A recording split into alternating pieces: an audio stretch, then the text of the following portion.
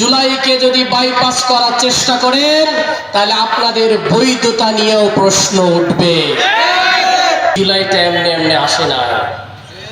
এই জুলাইয়ের পিছনে ৩০,০০০ পঙ্গু আহত, ১৫০০-এর অধিক শহীদ হয়েছে। আপনারা ভুললে হবে না।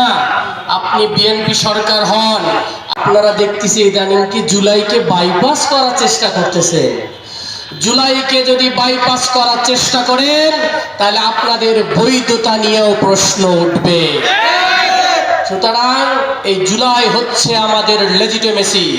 যদি লেজিটিমেসি হয় তাহলে জুলাইয়ের অর্ধেক অংশ মানলেন আর অর্ধেক অংশ মানলেন না কেন ভাই?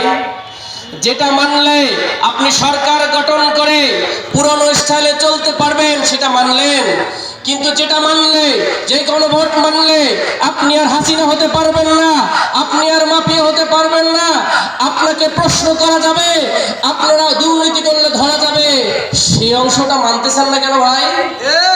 জনগণ আপনাকে দুইটার বৈধতা দিয়েছে, কিন্তু আপনি একটা বৈধতা নিয়েছেন, একটা বৈধতা নাই।